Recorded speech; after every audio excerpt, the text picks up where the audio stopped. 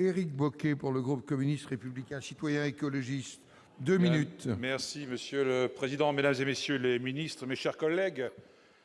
Monsieur le Premier ministre, il y a quelques jours, votre gouvernement a annoncé une refonte complète de la fonction publique et du statut de ses agents, le tout accompagné de ce qu'on appellerait dans le secteur privé un plan social. Vous avez déclaré à cette occasion, je cite, « avoir conscience qu'il faut parfois bousculer les équilibres ». Fin de citation. Le gouvernement multiplie les attaques d'un niveau inédit contre la fonction publique. Les syndicats dénoncent le fait que ces annonces soient faites sans discussion préalable avec les organisations syndicales et sans attendre la fin de la consultation qui a été lancée. Fin de citation. Monsieur le Premier ministre, derrière la brutalité de votre démarche, pourriez-vous préciser devant la représentation nationale vos intentions véritables? Pour vous répondre, la parole est au secrétaire d'État auprès du ministre de l'Action et des Comptes publics. Merci, Monsieur Olivier Dussopt. Mesdames et Messieurs les sénateurs, Monsieur le sénateur Bocquet, nous avons effectivement tenu un comité interministériel de la transformation publique jeudi dernier. Le Premier ministre a annoncé 4 orientations. La première de ces orientations concerne le recrutement dans la fonction publique, avec la volonté de mener une concertation sur les possibilités, les conditions dans lesquelles les possibilités d'avoir recours au contrat pourraient être élargies. Et le Premier ministre a dit lui-même dans son intervention, comme le Président de la République le lendemain, que ça ne signifiait pas la remise en cause du statut auquel les uns et les autres sommes attachés. Le deuxième axe tient au dialogue social avec la volonté de le simplifier.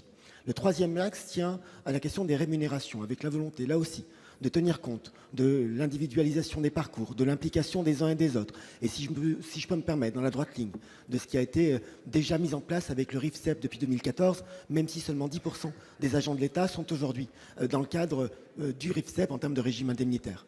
Et puis nous voulons aussi travailler sur la question des mobilités et de l'évolution des carrières. Ça nécessite de travailler sur la formation des agents. Ça nécessite de travailler ensemble avec les organisations syndicales sur les conditions dans lesquelles la carrière se déroule et ça nécessite de penser les mobilités. Je l'ai dit tout à l'heure en réponse à la question de la sénatrice Maryvonne Blondin. Il y a un certain nombre d'établissements publics qui, parce que nous l'aurions décidé, parce que ça serait utile, pourraient être amenés à être fusionnés. Il y a des métiers de la fonction publique qui, avec l'évolution des technologies, peuvent perdre de leur intérêt aujourd'hui, non pas que celles et ceux qui les exercent le font mal, mais parce que des technologies deviennent aujourd'hui plus performantes. Pour ces agents-là, et uniquement ces agents-là, nous voulons proposer une possibilité supplémentaire. Le statut leur garantit un droit au reclassement. Ce droit sera maintenu.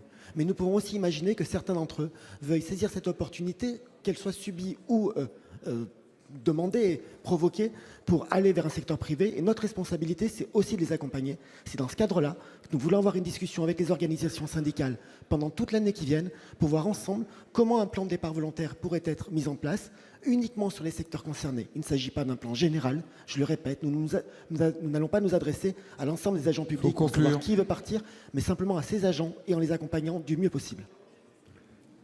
Merci. Monsieur Bocquet.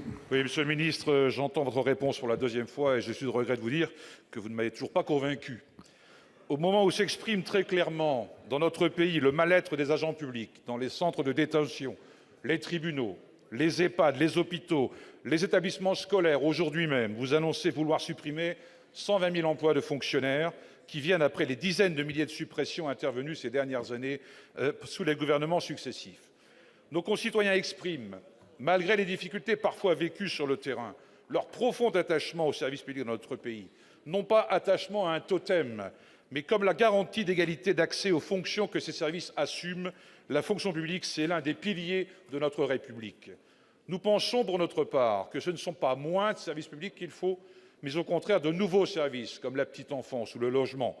Monsieur le Premier ministre, beaucoup pensent comme nous que le marché ne peut pas et ne doit pas être la règle absolue dans la gestion de notre République. Merci.